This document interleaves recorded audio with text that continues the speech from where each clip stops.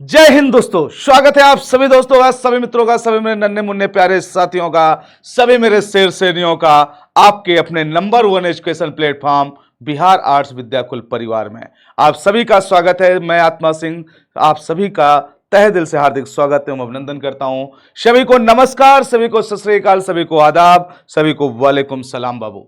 सभी लोग आ जाए तुरंत क्विक और शुरुआत करते हैं। आज ये द्वितीय क्रियाओं का अंतिम क्लास होगी और आज ये समाप्त हो जाएगा। फिर इसके बाद इसके एमसीक्यू और ऑब्जेक्टिव्स आएंगे।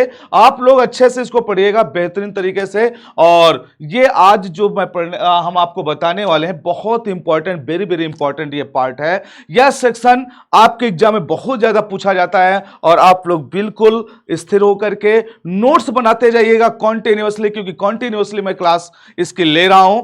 हर एक टॉपिक को बिल्कुल डिटेल से चीजों को समझा रहा हूं, तो आपके एग्जाम पॉइंट ऑफ व्यू से बिल्कुल मील का पत्थर होगा, इतना याद रखिएगा बाबू। मैं आपके लिए जो मेहनत कर रहा हूं या विद्याकुल परिवार आपके लिए जो मेहनत कर रहा है, आपसे भी हमारी यह अपेक्षा है कि आप बेहतर करें और आप लोग बिल्कुल सीरियस होकर के चीजों को पढ़ाई करें। ठीक है, तो चलिए स्टार्ट करते हैं। आज का ये बेहतरीन सेशन दिया गया है क्या, आप देखिए आज ये पांचवा भाग होगा, द्वितीय क्रियाओं का पांचवा भाग है और अंतिम भाग होगा आज ये। और आप लोग बिल्कुल तैयार रहेंगे मेरे भाई सभी लोग। देखिए, संगठनात्मक ढांचा व स्तरीकरण नाम से ही क्लियर है कि बड़े पैमाने पर होने वाले विनिर्माण में संगठनात्मक ढांचा, बड़ा पूंजी का निवेश, अधिक कर्मचारियों में प्रशासकीय अधिकारी वर्गों का बाहुल्य होता है। अब ये बात को समझने के लिए मेरे प्यारे बच्चों, आप सिंपल सी बात समझने का प्रयास करिएगा। जैसे कि अगर कोई भी आप इंफ्रास्ट्रक्चर तैयार करते हैं, कोई भी आप आधारभूत उद्योग स्टार्ट करते हैं, आधारभूत उद्योग कोई भी स्टार्ट करते हैं आप, तो आपको यह पता होना चाहिए कि इस आधारभूत उद्योग को स्टार्ट करने के लिए आपको पूंजी निवेश करना होगा। क्या करना होगा? पूंजी निवेश करना होगा। और उस पूंजी निवेश को करते समय आपको यह ध्यान देना है कि इसमें कितना, लगभग एक आंकड़ा होना चाहिए कि कितना पैसा लगेगा। अब देखो, अगर मैं कहूं इस उद्योग को लगाने में आपको 5 करोड़ रुपए का खर्च आ रहा है, मैं ये एक उदाहरण ले रहा हूं, ठीक है ना बाबू, ये एक आपका क्या है, उदाहरण है। 5 करोड़ रुपए खर्च होना है इसको लगाने में, ये एक अनुमान है हमारा आपका। अब मेरे पास कुल पूंजी, मेरे पास, मुझे इस उद्योग को लगाना है और मेरे पास कुल पूंजी कितनी है? 1 करोड़ रुपए है। तो इसका मतलब ये उद्योग नहीं लगेगा फिर तो। अब इस उद्योग को नहीं लगाना चाहिए हमको, क्योंकि पैसा तो मेरे पास 1 करोड़ है और लगाना कितना है? 5 करोड़ का। 5 करोड़ अगर इस उद्योग में लगेंगे तो 1 करोड़ रुपए में तो यह उद्योग स्थापित हो नहीं सकता। यह बात क्लियर है एकदम। मुझे क्या करना पड़ेगा? क्या करना पड़ेगा? तो भाई मैं अकेला चना भाड़ नहीं फोड़ सकता, यह कहावत तो सुनी होगी, जरूर सुना होगा ना। तो हम क्या करेंगे, एक ऑर्गेनाइजेशन बनाएंगे, एक संगठन बनाएंगे और उस संगठन में कई सारे लोगों को हम शामिल करेंगे, जैसे एक ट्रस्ट रूप में होता है। तो यहां पर हमने क्या किया कि इसमें पार्टनरशिप के रूप में 5 लोगों को रखा, हमने 5 लोगों को रखा। अब इन 5 लोगों में पता चला कि एक तो मैं हो गया, मेरे पास पूंजी कितना है? 1 करोड़ रुपए है। दूसरा व्यक्ति जो है उसके पास 50 लाख रुपए है। कितना है? 50 लाख रुपए दूसरे आदमी के पास। तीसरे आदमी के पास, उसके पास भी 1 करोड़ रुपए है। चौथे आदमी के पास, उसके पास 30 लाख रुपए है। कितना है? 30 लाख रुपए है चौथे वाले के पास। पांचवें वाले के पास पता चला 75 लाख रुपए है। अब ये बताओ, क्या ये 5 करोड़ रुपए हुआ? नहीं हुआ, क्योंकि 2 और 50 और ये कितना हो गया? 50, 3 और ये कितना बचा? 25 और 30, 55, मतलब 3 करोड़ 55 लाख रुपए इकट्ठे हुए। 55 लाख रुपए। अभी भी पैसा बाकी है। 5 लोग इस संगठन में आ चुके हैं, तभी भी अभी भी 5 करोड़ पूरा नहीं हुआ। वो भी ये 5 करोड़ रुपए जो यहां पर दिया गया मेरे प्यारे बच्चों, ये उद्योग को लगाने के लिए, ये एक अनुमान है। ये अनुमान से ज्यादा भी हो सकता है और अनुमान से कम भी लग सकता है, ऐसी कोई बात नहीं, एग्जैक्ट नहीं है ये। अभी ये अनुमान है। पता चला कि अभी हमारे पास 3 करोड़ 55 लाख की व्यवस्था हुई। फिर हमने सोचा चलो 2 लोगों को और बढ़ा लेते हैं। 2 लोग इसमें और हमने जोड़ा, तो अब कितने हो गए? 7 लोग हो गए। 5 और 2 7 हो गए। और इन 2 लोगों ने 1-1 करोड़ की सहायता किया, या कह सकते 1-1 करोड़ रुपए उन्होंने और लगाया। तो अब ये कितना हो गया? ये हो गया 5 करोड़, 3 और 2 5, 5 करोड़ 55 लाख रुपए हो गए। ठीक है। लेकिन अब ये जो उद्योग स्थापित होगा, जो ये उद्योग स्थापित होगा, ये किसी एक आदमी के द्वारा नहीं स्थापित हुआ है, ये संगठन के द्वारा स्थापित किया गया। और इस संगठन में कितने मेंबर हैं? 7 मेंबर के कुल कोर मेंबर कितने हैं? 7 मेंबर हैं। बात समझ में आ रही है ना मेरी? कि पहले मैं चला एक उद्योग स्थापित करने, उसमें लागत आ रही थी 5 करोड़ की, मेरे पास था 1 करोड़ रुपए, अब मैं कहां से पाऊं 4 करोड़ रुपए? है ना? इसका मतलब ये 2 ही रास्ते हैं, या तो मैं पार्टनरशिप में और लोगों को रखूं, उसमें संगठन बनाऊं मैं, और या तो उस उद्योग को लगाने का जो विचार है उसको ही त्याग दिया जाए। तो ऐसा तो नहीं है, उद्योग को लगाने का विचार तो नहीं त्याग सकता मैं, उद्योग तो लगाया जाएगा, लेकिन अब वहां पर संगठन काम करेगा, एक व्यक्ति काम नहीं करेगा। यही चीज को मैं आपको समझाना चाह रहा था। इसी को संगठनात्मक कहा जाता है। कोई भी विनिर्माण उद्योग हो, कोई भी विनिर्माण उद्योग हो, है ना, कोई भी विनिर्माण उद्योग हो, वो एक आदमी से नहीं चलता, एक व्यक्ति से नहीं चलता, उसमें पूरे संगठन की जरूरत पड़ती है। एक व्यक्ति से ना चल करके पूरा संगठन से ये चलता है। किससे चलता है? ये संगठन से चलता है। ठीक है। अब देखो, यही बात मैं आपको यहां पर सिखाया। बड़े पैमाने पर होने वाले विनिर्माण में संगठनात्मक ढांचा, बड़ा पूंजी का निवेश, अधिक कर्मचारियों में प्रशासकीय अधिकारी वर्गों का बाहुल्य होता है। अब इतनी सी बात मैंने आपको समझा दिया, यह उद्योग लग गया। अच्छा, 7 लोगों ने संगठन बनाकर उद्योग को स्थापित कर दिया। अब इस उद्योग को देख रेख करने के लिए कर्मचारियों की जरूरत पड़ेगी, और पूरी टीम होगी, ऊपर से नीचे तक पूरी टीम वर्क करेगी। लेबर होगा, सुपरवाइजर होगा सुपरविजन करने के लिए, उसके बाद वहां पर कैशियर होगा, सचिव होगा, विभिन्न प्रकार के वहां पर पदों को सृजित किया जाएगा। उन्हीं की देखरेख में यह पूरा कार्य संचालित होगा। इसी चीज को आपको यहां पर बताया गया। ठीक है। आगे है समूहन अर्थव्यवस्था। इसके बारे में समझने का प्रयास करिएगा। समूहन अर्थव्यवस्था क्या है?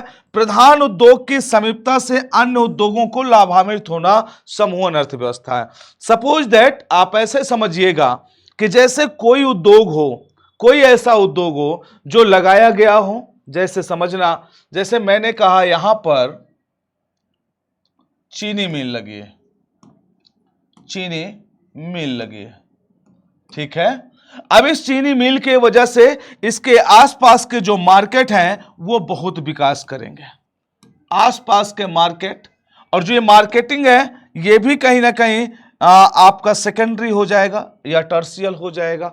और इसके बाद देखिए, या तो इसको मैं बता दूं, एक यहां पर लोहा उद्योग हो गया, लोहा उद्योग हो गया। ठीक है। यहां पर लोहा उद्योग लग गया, एक लग गया, तो इसके आसपास छोटे छोटे लौह उद्योग और स्थापित हो जाएंगे। इनको इससे लाभ मिलेगा। बड़ा उद्योग है, इससे जो लोहे का मतलब मात्रा है वो पर्याप्त प्राप्त होती रहेगी, और ये छोटे छोटे कलपुर्जे बनाते रहेंगे, और ये छोटे छोटे मार्केट में कलपुर्जे बना बना के इसको सप्लाई करते रहेंगे। कहने का मतलब कि जब एक बड़े उद्योग से छोटे उद्योगों को, जो उसके आसपास के उद्योग हैं, उनको लाभ होने लगे, उसी को हम समूहन अर्थव्यवस्था के नाम से जानते हैं। ठीक है। बात क्लियर है भाई? बड़ा उद्योग है, इससे छोटे छोटे उद्योग अगर बढ़िया से संचालित हो रहे हैं आसपास के, तो इसी को हम समूहन उद्योग कहेंगे। एक बड़ा उद्योग लगा है, उसके आसपास से छोटे छोटे उद्योग लगे हैं, इससे इनको प्रॉफिट हो रहा है, तो इसी को हम समूहन उद्योग कहेंगे। ओके मेरे बच्चों, यह दिया है प्रधान उद्योग की समीपता से अन्य अनेक उद्योगों को लाभान्वित होना क्या कहलाता है? समूहन अर्थव्यवस्था कहलाता है। यह बात यहां तक मेरी आपकी क्लियर हो गई।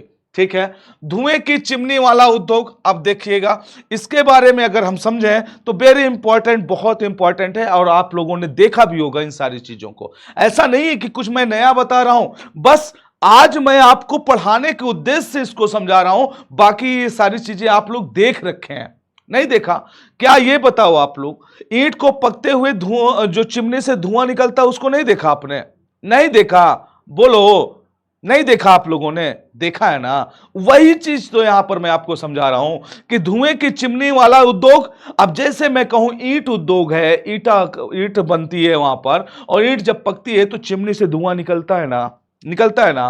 भाई परंपरागत पर बड़े और जो बड़े पैमाने वाले उद्योग क्षेत्र होते हैं, या कोयला के खदानों के समीप स्थित जो क्षेत्र होते हैं, है ना, या तो वहां पर पता चला कि धातु को पिघलाने वाले उद्योग होते हैं, या इंजीनियरिंग, रसायन, बहुत सारे उद्योग होते हैं, तो उनमें चिमनियां लगी होती हैं। आप लोगों ने गौर किया होगा कि जैसे यहां पर कोई उद्योग अगर लगा है तो यहां बड़ी बड़ी चिमनियां लगी होती हैं, और इन चिमनियों से क्या निकलता है? धुआं निकलता रहता है ना। इनसे धुआं निकलता रहता है, जो ये बात बताता है कि चाहे वो रसायन उद्योग हो, चाहे इंजीनियरिंग उद्योग हो, चाहे धातु उद्योग हो, जितने भी धातुओं को पिघलाया जाता है यहां से, तो यहां से क्या किया जाता है? धुआं बाहर निकाला जाता है इस चिमनी के माध्यम से। इसी को हम क्या कहते हैं? धुएं की चिमनी वाला उद्योग। इन्हें धुएं की चिमनी वाला उद्योग भी कहते हैं, इसीलिए कहा जाता है क्योंकि कभी भी जब वहां पर रासायनिक या धातु को गलाने का काम किया जाएगा, या तो वहां पर कोई रसायन उद्योग स्थापित किया गया, या वहां पर कोई इंजीनियरिंग का काम किया जाएगा, तो जाहिर सी बात है धुआं तो बाहर निकलेगा ही निकलेगा। क्योंकि जब वहां पर हीट दी जाएगी, जब वहां पर हम ऊर्जा देंगे उसको, तो निश्चित रूप से वहां पर हम कोयले को जलाएंगे या विभिन्न प्रकार के कार्य को करेंगे, जिससे कि धुआं बाहर निकलता है। इसी को हम बोलते हैं धुएं की चिमनी वाला उद्योग। बात क्लियर एकदम? चलिएगा बाबू, आगे बढ़ते हैं, स्वच्छंद उद्योग के बारे में बात करते हैं। तो स्वच्छंद उद्योग क्या होता है? नाम से ही क्लियर है, स्वच्छंद उद्योग। इसके लिए कोई क्राइटेरिया निश्चित नहीं होता है, और ये ऐसे उद्योग होते हैं, ऐसे ये उद्योग होते हैं जो कि किसी कच्चे माल पर डिपेंड नहीं करते हैं। आप लोग समझिएगा, जैसे छोटे छोटे कलपुर्जे अगर बन गए हैं, कलपुर्जे अगर बने हुए हैं, या तो कह सकते हैं कि जैसे परचून की दुकान होती है, परचून की दुकान होती है ना। इन उद्योगों के लिए आपको कच्चे माल की जरूरत नहीं पड़ती है। जैसा कि मैं आपको बता दूं, ये कहीं पर भी स्थापित किए जा सकते हैं, खासकर ये रोड के किनारे स्थापित किए जाते हैं, रोड के किनारे, है ना, जो दुकानों के रूप में होता है, जो गाड़ी सर्विस करने वाले होते हैं, ये सारे लोग क्या होते हैं? यही काम करते हैं। ये स्वच्छंद उद्योग होता है। ये वे उद्योग हैं जो किसी कच्चे माल पर डिपेंड नहीं करते हैं, वरन संगठक पुर्जों पर डिपेंड करते हैं। और इनके लिए मैंने एक बात बता दिया कि इनके लिए कोई क्राइटेरिया नहीं है कि नहीं शहर से बहुत दूर खोला जाएगा, या तो इसके लिए इतना क्षेत्रफल होना चाहिए, कुछ नहीं। ये छोटी छोटी गुमटियों या छोटी छोटी दुकानों के रूप में खुले होते हैं, और ये कलपुर्जे बने बनाए होते हैं। इन्हें कच्चे माल की जरूरत नहीं होती, वहां से केवल लोगों के पास सप्लाई होती है। इसी को हम कहते हैं स्वच्छंद उद्योग। स्वच्छंद उद्योग की विशेषताएं क्या हैं, इसको भी समझ लें। स्वच्छंद उद्योग व्यापक विविधता वाले स्थानों में स्थित होते हैं। ये किसी विशिष्ट प्रकार के कच्चे माल पर डिपेंड नहीं करते हैं। ये उद्योग संगठन पुर्जों पर डिपेंड होते हैं। ठीक है, चलिए। इनमें कम मात्रा में उत्पादन होता है। इन उद्योगों में श्रमिकों की भी कम। अब बताइए, दुकान अगर आप खोले हैं तो दुकान में कितने लोग होंगे? बहुत होगा, एक आदमी, दो आदमी, तीन आदमी पर्याप्त है दुकान के लिए। इतना कि अब दुकान में यहां पर पूरी टीम लगा देंगे आप? नहीं ना, यहां पर बहुत कम लोग होते हैं, और इससे कोई पोल्यूशन भी नहीं होता। सबसे बड़ी बात है, क्योंकि ये कलपुर्जों का व्यापार करते हैं, कलपुर्जे बेचते हैं, है ना। तो इससे क्या होता है? कोई भी पर्यावरण प्रदूषण नहीं होता है, पर्यावरण प्रदूषण नहीं होता है। ठीक है जी, ये बात भी याद रखिएगा, कलपुर्जे। और ये कहीं पर भी खोले जा सकते हैं, सबसे बड़ी बात ये है। और श्रमिकों की इसमें बहुत कम आवश्यकता होती, ज्यादा श्रमिक नहीं होते, इसमें कच्चे माल की कोई जरूरत नहीं होती है। ठीक है जी, चलिए। कृषि व्यापार या कृषि कारखाने, इसको समझ लीजिएगा। कृषि व्यापार या कृषि कारखाने, इसको समझने का प्रयास करिएगा। कृषि व्यापार एक प्रकार की व्यापारिक कृषि है जो औद्योगिक पैमाने पर की जाती है। इसका वित्त पोषण वह व्यापार करता है जिसकी मुख्य रुचि कृषि के बाहर हो, या फार्म से आकर के आकार में बड़े यंत्रीकरण, रसायनों पर निर्भर व अच्छी संरचना वाले होते हैं। इनको कृषि कारखाने भी कहा जाता है। आप लोगों ने क्या देखा कि कृषि व्यापार एक प्रकार की व्यापारिक कृषि है। अब मैं आपको समझा दूं कि जैसे भारत में कपास, मैं आपको कपास के बारे में बताता हूं। जैसे कपास की बात किया जाए और कपास के क्षेत्र में अगर इंग्लैंड ने पैसा इन्वेस्टमेंट किया है, इंग्लैंड ने निवेश किया है, निवेश किया, तो मुझे बताओ क्या जो इंग्लैंड ने निवेश किया है कपास के क्षेत्र में इंडिया में, तो क्या इंग्लैंड वाले खुद कपास की खेती करते हैं? कपास की खेती करते हैं? तो आपका जवाब आएगा खेती करते हैं, तो आपका करते हैं, तो आपका जवाब आएगा नो सर, नहीं करते। लेकिन निवेश तो करते हैं। वो क्यों करते हैं भाई? उन्हें बेनिफिट होता है उससे। यही चीज तो यहां लिखा गया है कि औद्योगिक पैमाने पर की जाती है और इसका वित्त पोषण वह व्यापार करता है जिसका मुख्य कृषि जिसकी मुख्य रुचि कृषि के बाहर होती है।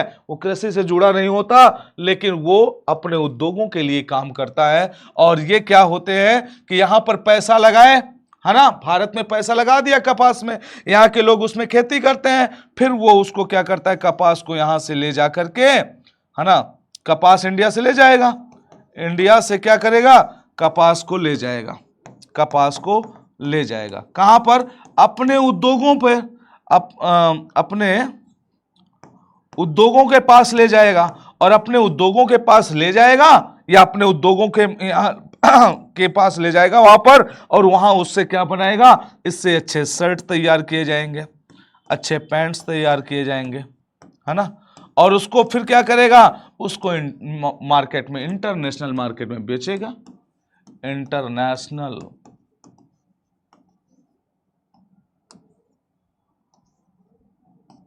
मार्केट में बेचेगा उसको, ठीक है, इंटरनेशनल मार्केट में उसको बेचेगा।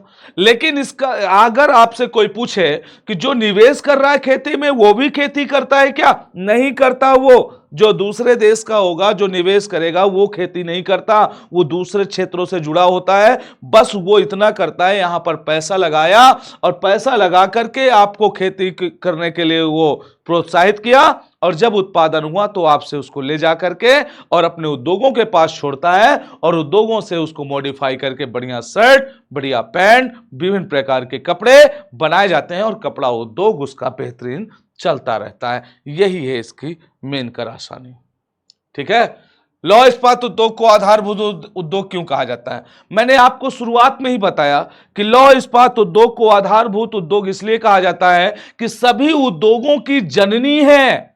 क्या सभी उद्योगों की जननी कहा जाता है लौह इस्पात उद्योग को? क्योंकि आप कोई भी उद्योग उठाकर देखिए, सभी मशीनों से चलने वाले उद्योग होते हैं ज्यादातर, कुटीर उद्योग को थोड़ा छोड़ दिया जाए तो, है ना। और सभी मशीनें किससे बनी होती हैं? वो सब लौह इस्पात उद्योग से बनी होती हैं। इसी वजह से लौह इस्पात उद्योग को सभी उद्योगों की क्या कहा जाता है? जननी कहा जाता है। वेरी सिंपल, आप लोग समझ सकते हैं, इसीलिए उसे आधारभूत उद्योग या इंफ्रास्ट्रक्चर तैयार करने वाला, ढांचा तैयार करने वाला उद्योग कहते हैं। भाई अगर एक छोटी सी चक्की आपको अपने घर में लगाना है, चक्की, आटा चक्की, है ना, तो भी वो तो लोहे की बनी आएगी। और ये लोहा कहां से आया? इस्पात उद्योग से। तो हो गया ना, इस्पात उद्योग ही जननी है अन्य उद्योगों की। भाई आज जो आप चक्की लगा रहे हैं, तो ये इसका जो फाउंडेशन हुआ कहां हुआ? इस्पात उद्योग से हुआ। बात क्लियर है? आज आप ट्रक देख रहे हैं, मशीनरी देख रहे हैं, आज आप ट्रैक्टर देख रहे हैं, आप टू व्हीलर देख रहे हैं, फोर व्हीलर देख रहे हैं, विभिन्न प्रकार के गाड़ी घोड़ा देख रहे हैं, लेकिन सब जो बने हुए हैं किससे बने हैं? सब बने हैं लौह इस्पात उद्योग से। बात क्लियर है एकदम? चलिए बहुत बढ़िया। देखो, इस्पात उद्योग के उत्पाद को अन्य वस्तुएं बनाने के लिए कच्चे माल के रूप में प्रयोग किया जाता है, इसीलिए इसे आधारभूत उद्योग कहते हैं। जैसे लौह इस्पात उद्योग वस्त्र उद्योग व अन्य उद्योगों के लिए मशीनें बनाता है। क्या कराता है? मशीनें बनाता है। अतः यह सभी उद्योगों का क्या है? आधार है। तो याद रखिएगा, लौह इस्पात उद्योग सभी उद्योगों की जननी के रूप में जाना जाता है। यह सभी उद्योगों का क्या कहा जाता है? आधार कहा जाता है, बेस कहा जाता है। किसको? लौह इस्पात उद्योग को। ठीक है। लोहा इस्पात उद्योग को भारी उद्योग क्यों कहते हैं? हाँ, यह बात तो है। लोहा इस्पात उद्योग को भारी उद्योग कहते हैं क्योंकि इसमें बड़ी मात्रा में भारी भरकम कच्चा माल उपयोग लाया जाता है एवं इसके उत्पाद भी भारी होते हैं। लोहा वैसे भी काफी वजन होता है और इसके जो कच्चा माल होता है वो भी काफी भारी भरकम होता है और जो उससे उत्पाद निकलता है वो भी बहुत भारी भरकम होता है। इसीलिए लौह इस्पात उद्योग को भारी उद्योग की संज्ञा दी जाती है। भाई 5 किलो आप कॉटन ले लीजिए और 5 किलो लोहा ले लीजिए, अगर कहा जाए उनका आयतन देखा जाए तो भाई जो रुई है या कपास है वो ज्यादा जगह लेगा 5 किलो, और जो लोहा है वो थोड़ा सा जगह लेगा 5 किलो, है ना, है दोनों का वेट बराबर।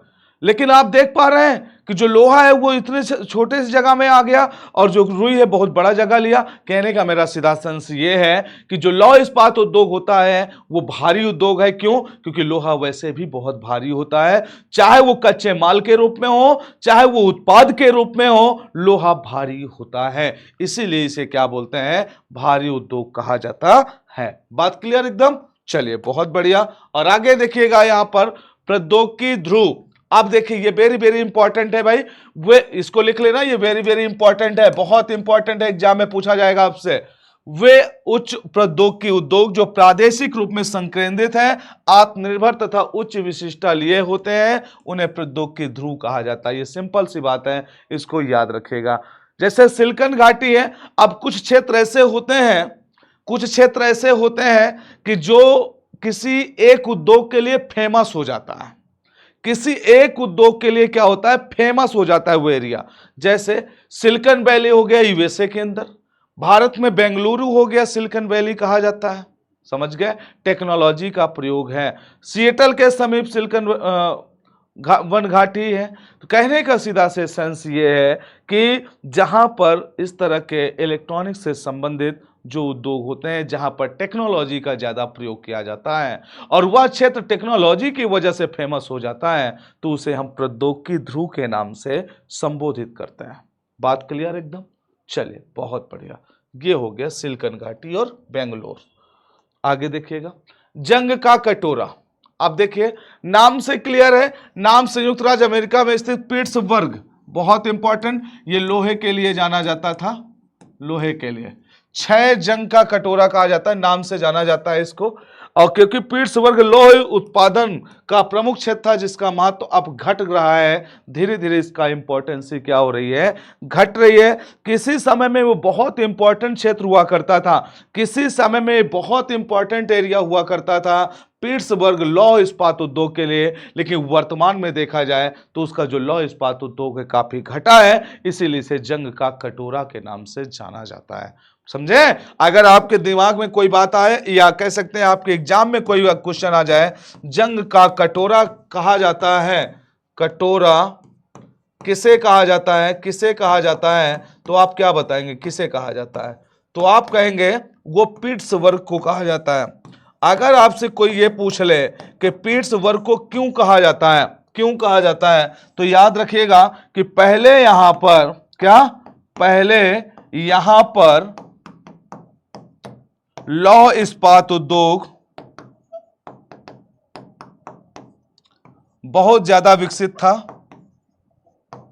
बहुत ज्यादा विकसित था, लेकिन अब धीरे धीरे उसकी मात्रा कम हो रही है, जिस वजह से इसे जंग का कटोरा कहते हैं।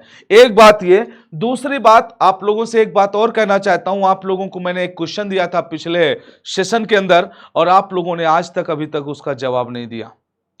प्लीज उसका जवाब जरूर दीजिएगा, क्योंकि आप जवाब देंगे तो मुझे उसे देखूंगा कि आप लोगों ने कितनी अच्छी से पढ़ाई की है ना।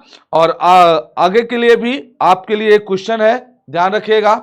एक क्वेश्चन मैं आपके लिए लिख रहा हूं, क्वेश्चन याद रखना और सभी लोग इसका जवाब जरूर दीजिएगा। सभी बच्चों से मेरा ये कहना है कि ज्यादा से ज्यादा आप जवाब देने का प्रयास करिएगा, क्योंकि मेरे भाई याद रखना, जितना आप प्रैक्टिस करोगे उतना बेहतरीन आप परचम फहराओगे, और जितना अगर मैं मेहनत कर रहा हूं उसका आप लोग आधा भी करते हो ना, तो आपको टॉपर बनने से कोई रोक नहीं सकता। और मैं तो चाहता हूं कि आप मुझसे 2 गुना मेहनत करिए, तो निश्चित रूप से आप टॉपर बनेंगे, उसमें कोई शंका और नहीं है। ठीक है? क्वेश्चन क्या है आपके सामने? क्वेश्चन है कि लौह इस्पात उद्योग इस्पात उद्योग को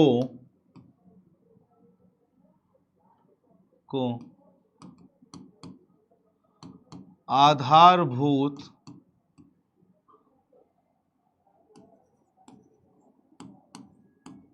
उद्योग कहा जाता है। इस कथन की पुष्टि कीजिए।